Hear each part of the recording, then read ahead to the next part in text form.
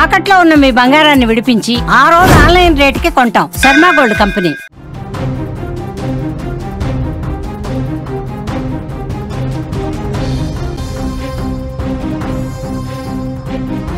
Breaking news చూస్తున్నాం. Trump Putin భేటీ ముగిసింది. Alaska వేదికగా 2.5 గంటల పాటు సమావేశం జరిగింది.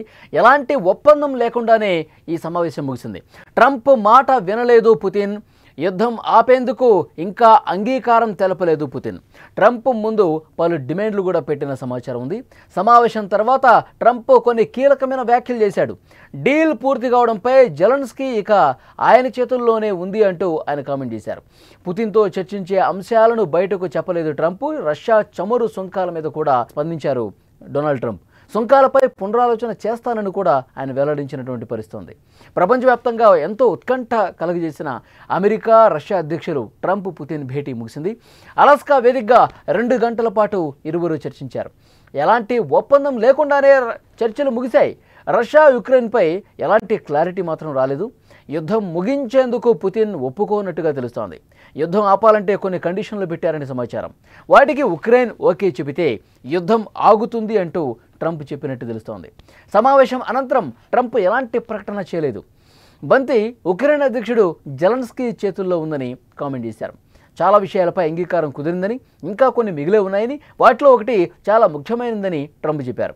అయితే ఆ ముఖ్యమైనది ఏంటో అమెరికా అధ్యక్షుడు బయటపెట్టలేదు.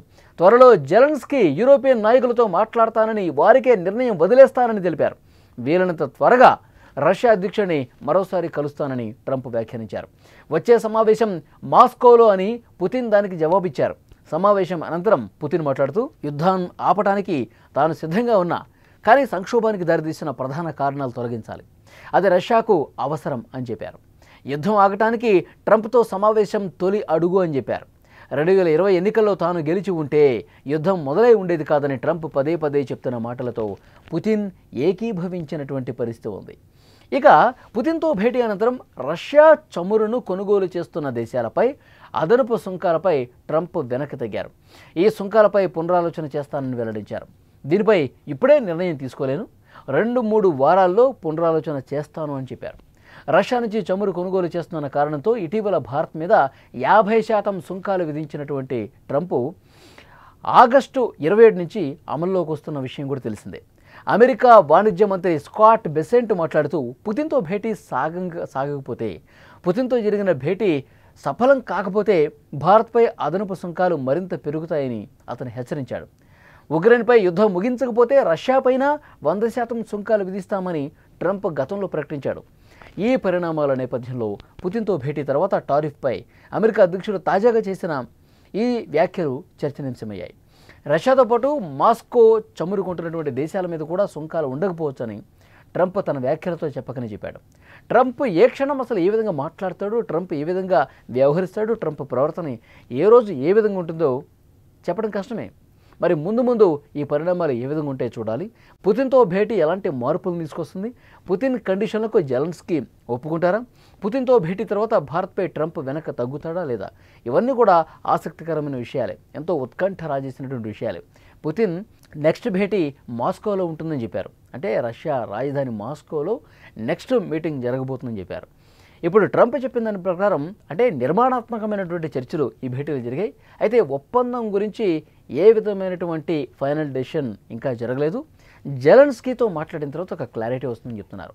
మరి కొన్ని కీలకమైనటువంటి కండిషన్స్ ఉన్నాయి. ఆ కండిషన్స్కి జెలెన్స్కీ ఎంతవరకు ఒప్పుకుంటారు, ఒప్పుకునే విషయంలో కొంత దాన్ని ఏమంటారు, ఒప్పుకునే విషయంలో జెలెన్స్కీ అంత ఈజీగా ఒప్పుకునే పరిస్థితి కూడా ఉండకపోవచ్చు. అలాంటి కొన్ని కండిషన్స్ ఉన్నాయని చెప్పారు. అయితే ట్రంప్ ఆ కండిషన్స్ ఏంటి, అసలు ఆ భేటీలో చర్చించినటువంటి కీలక అంశాలేంటి ఏమీ వెల్లడించలేదు. కానీ నిర్మాణాత్మకంగా చర్చలు జరిగాయి. చాలా నిజాయితీగా డొనాల్డ్ ట్రంప్ యుద్ధం ఆపడానికి ప్రయత్నం చేస్తున్నారని పుతిన్ కూడా ఒప్పుకున్నటువంటి పరిస్థితి ఉంది.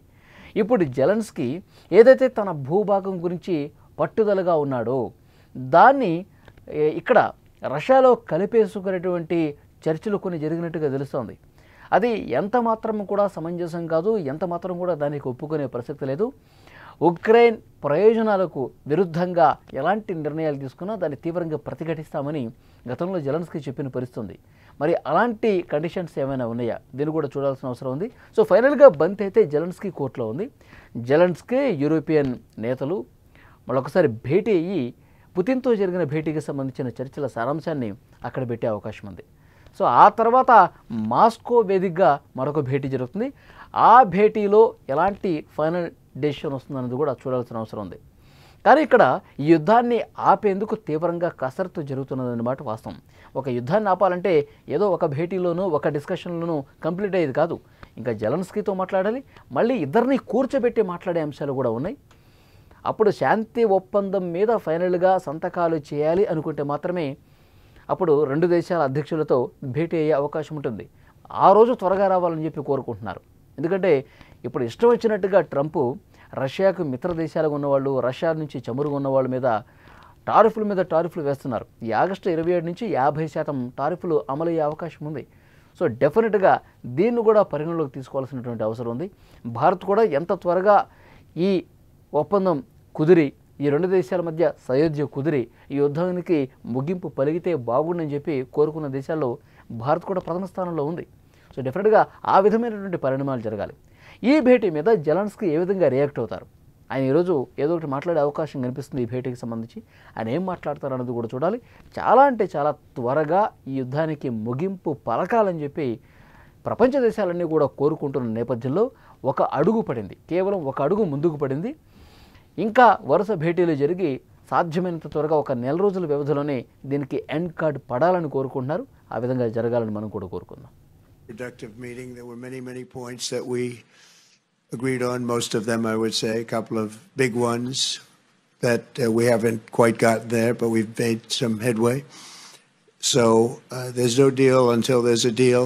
I will call up NATO in a little while. I will call up the various people that I think are appropriate, and I'll of course call up President Zelensky and tell him about today's meeting. It's ultimately up to them. They're going to have to agree with. Thank you very much, Vladimir. Next time in Moscow. Oh, that's an interesting one. I don't know. I'll get a little heat on that one, but I could see it possibly happening. Thank you very much, Vladimir. And thank you all. Thank you. Thank you. Thank you so much.